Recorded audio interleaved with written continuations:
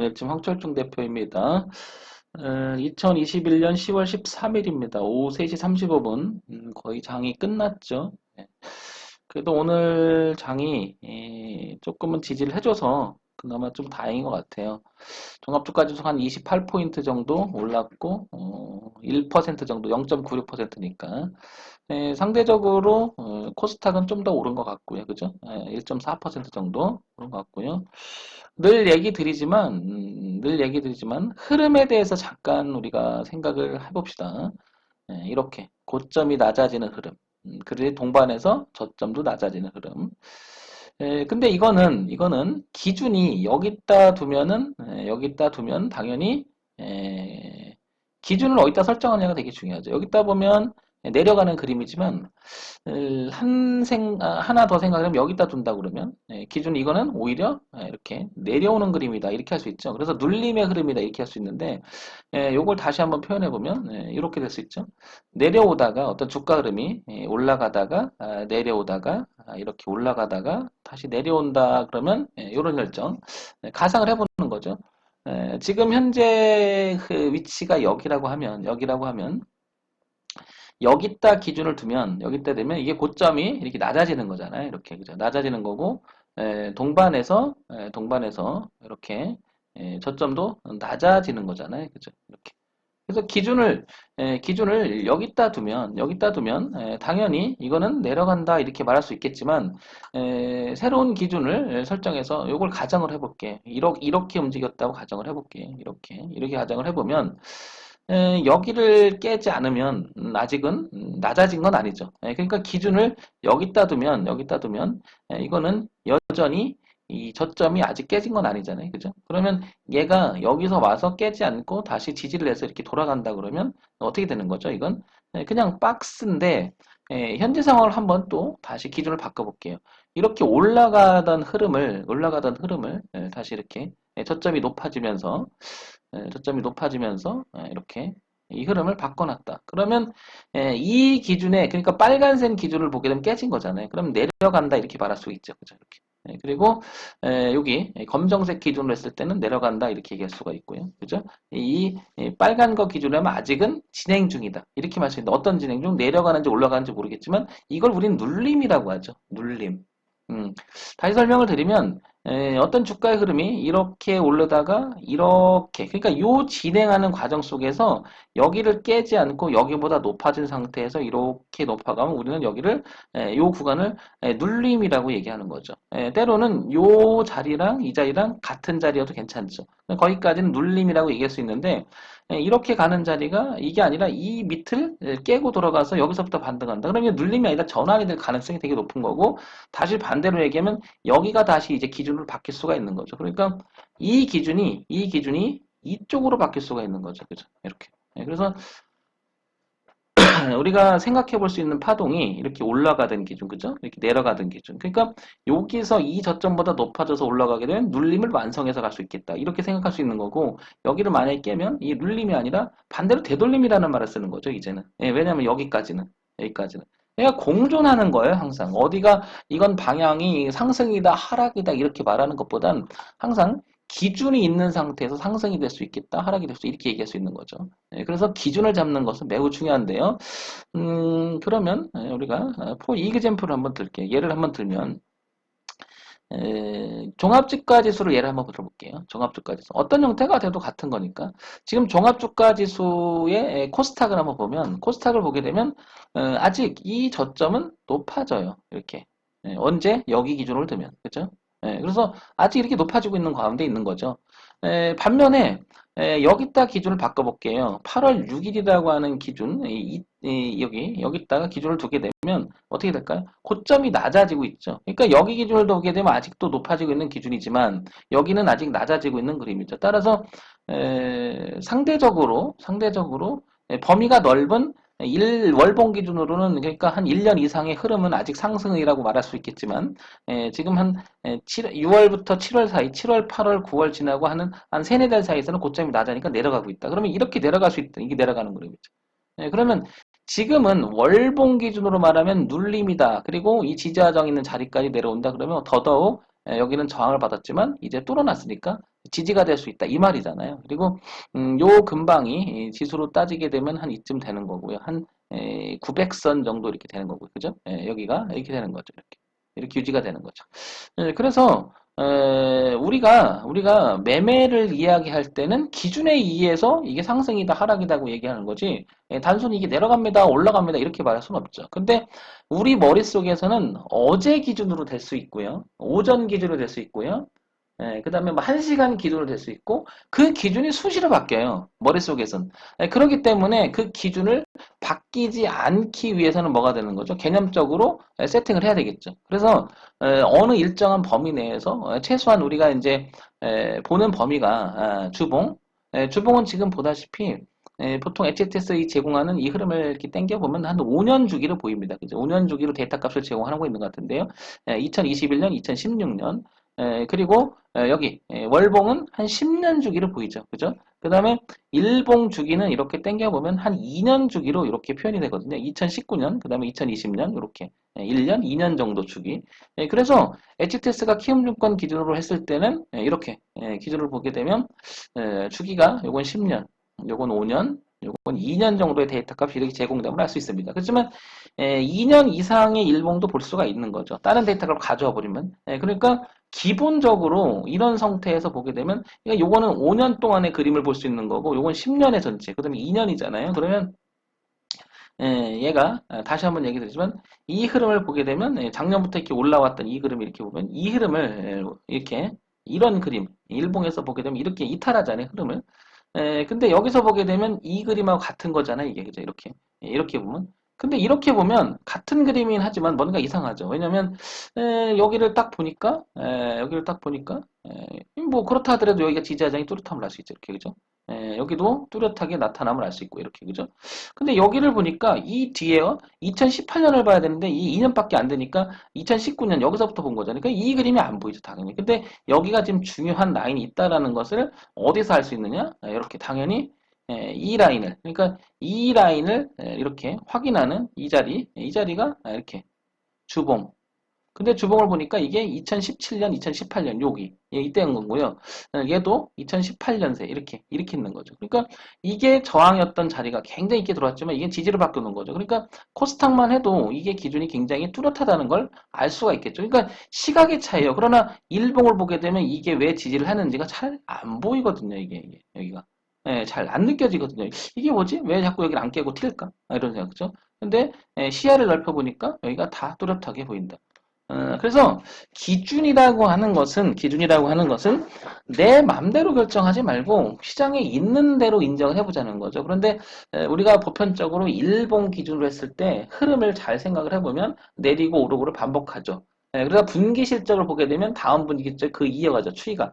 그러는 경우가 많고 아리까리하다 그러면 수렴하는 경우가 있죠. 그죠? 그러니까 흐름이라고 하는 것은 굉장히 중요한 의미를 가졌을 때 기준, 그 흐름에 항상 논했을 때 그 기준은 이게 제일 중요합니다. 뭐냐면 이렇게 저점이 자연스럽게 높아지는데 그 자연스러움을 깰 때 그걸 우리는 트렌드, 즉 추세적인 흐름을 바꿨다, 바뀌어졌다 이렇게 표현할 수가 있잖아요. 예. 그런데 그래서 우리가 이 저점이 높아진다. 저점이 높아진다. 반면에 여기를 보게 되면 고점이 낮아진다. 그래서 늘 저점이 높아지면 뭐예요? 흐름이 상승 진행형 이렇게 표현이 되는 거고 고점이 낮아지게 되면 당연히 어떻게 된다? 이렇게 하락으로 이어갈 가능성이 높은 거죠. 그런데 어떨 때 보게 되면 얘가 고점을 높이지만 저점도 낮추는 이런 케이스가 생기지만 여기 기준으로 보면 고점은 낮아진 거예요. 알고 보면. 반면에 이 자리가 이렇게 반등을 하게 되면 여기 기준으로 봤을 때는 오히려 어떻게 되나 다시 지지점이 될 수도 있는 거죠. 그러니까 기준이라고 하는 것은 절대적 기준으로 이 자리가 지지입니다. 저항이다 이렇게 되는 게 아니고 상대적 흐름. 그래서 거기서 흐름 속에서 가장 의미 있는 걸 생각해 봤을 때는 어떻다? 저점이 높아지는지 여부, 그게 자연스럽게 높아지는지. 그래서 트렌드를 깼다 그러면 이 트렌드 올라가는 거 우리는 채널의 흐름이라고 얘기하고 그 채널의 흐름이 깼다 그러면 어떻게 되는 거죠? 변곡이 됐다고 하는 거고 그 변곡이 어디서 도느냐가 중요하죠. 어디서 다시 또. 아니면 이게 계속 이어가다가 더 떨어진다 그러면 언더슈팅. 올라가다가 더 세게 올라간다 오버슈팅. 어떤 용어의 정리가 필요하죠. 용어의 정리가. 왜냐하면 일정하게 매매를 하기 위해서는 일정한 매매를 하기 위해서는 반드시 그 기본적인 내용을 틀을 잡아놔야 되기 때문에 그런 거죠. 그러니까 중요한 거죠. 우리가 매매를 하면서 항상 잊어버리는 게 황 대표 생각이 그렇습니다. 어느 지금 현재 주가가 여기다, 여기다. 현재 주가가 여기다. 딱 그랬을 때 이렇게 얘기를 해요. 올라갈까요? 내려갈까요? 이렇게 막연한 질문을 하게 되면 이 위치가 위쪽에서는 어떤 저항이 있었는지를 생각해 봐야 되고 밑에는 어떤 지지가 있는지 생각해 보면 지금 이 위치가 의미 있는 자리에 머물러 있든지 아니면 이 자리가 더 빠질 수 있는지를 생각해 볼 수 있잖아요. 근데 이게 정답을 말하는 건 아니에요. 다 아시겠지만. 그러나 주가가 그 종목이 오랜 시간 동안에 시장을 형성하면서 만들었던 자리 하나하나가 의미가 없진 않겠죠. 왜냐하면 가격이잖아요. 어차피 우리는 가격을 사고 파는 거니까 당연히 실질적으로 살아있는 가격이라고 하는 것은 의미가 크죠. 그래서 주식을 하면서 가장 많이 듣는 말이 이 말일 거예요. 어떤 말이냐? 기본적으로 지지는 지지는 이 말이 제일 많이 들을 거예요. 매매하면서. 이렇게 뭐라고? 지지는 저항으로 바뀐다. 이 말은 주가가 이렇게 지지를 하는데 주가가 그죠? 저항으로 바뀐다. 이 말이 참 의미가 있는 거고요. 반면에 저항이었던 주가의 흐름이 지지로 바뀐다라는 말을 많이 들었을 거예요. 많이 들었을 거예요. 그러니까 지지는 저항으로 바뀌고 저항은 지지로 바뀐다. 근데 요거를 조금 한번 더 생각을 해서 보게 되면 이렇게 한번 틀어볼게요. 개념적으로. 요거를 모양새를 이렇게 한번 틀어봅시다. 이렇게. 하나 더 나가서 이렇게 틀어보면 이런 생각이 들죠. 지지는 저항으로 바뀐다라는 말을 한번 되새겨 봅시다. 이렇게. 반면에 예, 반면에 반면에 저항은 지지로 바뀔 수 있겠습니다. 이 말을 한번 해보자는 거죠. 이렇게. 그러면 흐름이라고 하는 것은 자연스러운 흐름을 어떤 변화를 준다라고 하는 것은 의미가 있지 않을까요? 그런 자리를 변곡이라고 한번 우리가 생각을 해보자는 거죠. 변곡. 네. 변곡이 과연 뭐라고 말하면 우리가 보통 수학에서는 뭐 인플렉션 포인트라고 하나요? 뭐 이 말이 맞는지 모르겠지만 기울기가 0인 자리. 그리고 기울기가 마이너스였다가 플러스로 바뀌는 자리. 뭐 접선이라고 하는지 뭐 잘 모르겠어요. 하여튼간 그렇게 표현하잖아요. 그다음에 기울기가 0이었다가 그러니까 즉 마이너스였던 기울기가 다시 플러스로 바뀌면서 그 변하는 그 자리를 우리가 이런 자리를 변곡이라고 얘기하죠. 수학적 용어로 할 때. 그러면 주식에서 말하는 변곡이라는 것은 흐름 속에서 저점이 높아지다 고점이 낮아지더라. 그러면서 자연스럽게 돌아가더라. 반면에 에, 고점이 낮아지다가 저점이 높아지면서 위쪽으로 돌아가더라. 의미가 있지 않을까요? 그래서 이런 케이스를 생각을 해보면 저항은 지지로 바뀌더라. 그 다음에 지지는 저항으로 바뀌더라. 근데 이 흐름이 이렇게 저항은 지지로 바뀌더라. 이렇게 지지는 이렇게 저항으로 바뀌더라. 요 케이스를 한번 잘 생각을 해보자는 거죠.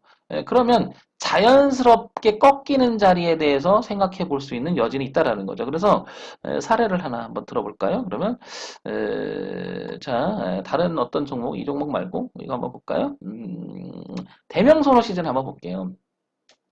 자 예를 보면 기준을 여기 보이는 화면에서 1820원이잖아요. 그러면 이 고가가 이렇게 낮아졌었잖아요. 그죠? 이렇게 자연스럽게 낮아졌는데 여기를 가만히 보면 이제 반대로 이렇게 초점이 높아집니다. 이렇게 높아집니다. 그러면 자연스럽게 내려왔던 흐름이 요 색깔을 좀 바꿔볼까요? 자연스럽게 내려왔던 흐름이 자연스럽게 저점이 높아지더라. 그래서 이런 자리가 변화를 주고 있다라고 하는 생각을 한번 가져보는 거고 이 자리가 반드시 올라간다는 말은 아니고요. 떨어질 수도 있어요. 그죠? 하지만 흐름을 바꿨다라고 하는 부분이 굉장히 중요한 의미를 갖는다는 거죠. 그래서 아까 표현하기를 이렇게 내려오던 흐름을 이제 이렇게 한번 생각을 해보면 이 흐름이 되는 게 아닐까. 이렇게 되겠죠. 이렇게. 그래서 주가가 이렇게 내려왔잖아요. 이렇게 내려오다가 이제 이렇게 바뀌어 가잖아요. 그죠? 이렇게. 예. 그럼 아까 좀 전에 그렸던 그림하고 비슷함을 알 수가 있겠죠.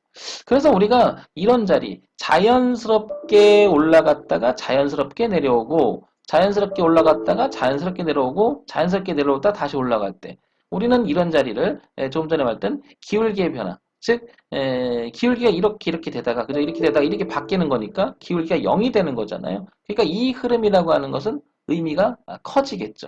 그래서 여기를 우리는 변곡이다 이렇게 표현하는 거죠. 그러니까 하나만 생각하지 말고 여러 가지를 생각해 볼 수 있는 거죠. 어느 자리에 지금 현재 가격 위치에서 저항이 있는지, 지금 현재 된 지지가 있는지 이런 것을 끊임없이 생각을 해본다면 흐름이 얼마나 중요한지를 다시 한번 알게 되죠. 그래서 이런 종목도 볼 수가 있을 것 같고요. 지난번에 이 사마 네트워크 같은 경우에도 한번 볼까요? 이 흐름을 한번 보게 되면 이 흐름을 보게 되면 좀 당겨 볼게요. 이렇게 당겨 보면 지난번에 황 대표가 여기서 얘기했죠. 이렇게 자연스럽게 내려오던 흐름이 이렇게 바뀌었더라. 그럼 요걸 다시 이렇게 그려볼게요. 어떻게? 자연스럽게 내려오던 그림이 이제 이렇게 바뀐 거죠. 파란 거하고 바뀌면 그러면 얘가 지금 어떤 거죠? 이렇게 자연스럽게 올라가고 있는 거죠. 이렇게. 그러면 보세요. 이렇게 고가가 자연스럽게 계속 낮아지다가 이렇게 낮아지다가 저점을 높이는데 의미 있게 이제 여기서는 이 라인이 지지 라인이었었잖아요. 그죠? 이 라인이 지지. 여기 지지, 지지. 그러니까 여기가 지지인데 저항을 받았었는데 다시 지지로 바뀌죠. 여기가 교차 지점이라고 얘기할 수 있는 거죠. 이런 자리는. 그러니까 우리가 이 기술적 분석을 통해서 이런 자리 하나하나가 의미 없는 게 아니라 이런 데서는 생각해 볼 부분이 많은 거죠. 그러니까 우리가 여기를 역헤드 숄더라고 표현하기도 하고 이 변곡이라는 표현도 하는 거고 이렇게 내려오는 것을 뭐죠? 우하향 채널이라고 얘기하는 거고 시장에서 쓰는 용어들, 주식시장에서 쓰는 그 흐름에 대한 이야기가 굉장히 많잖아요. 그러니까 무의미한 게 아니고 이런 용어 정리 하나하나 하면서부터 기준에 대한 이야기를 꼭 해야 된다. 막연하게 지금 내려오는 거에 올라가 이게 아니라 일봉 기준으로 때로는 주봉 기준으로 때로는 월봉 기준으로 내려옵니다. 그런데 이게 이래서 눌림입니다. 이게 이래서 전환입니다. 이게 이래서 변곡입니다. 이렇게 돼야 되는 거죠.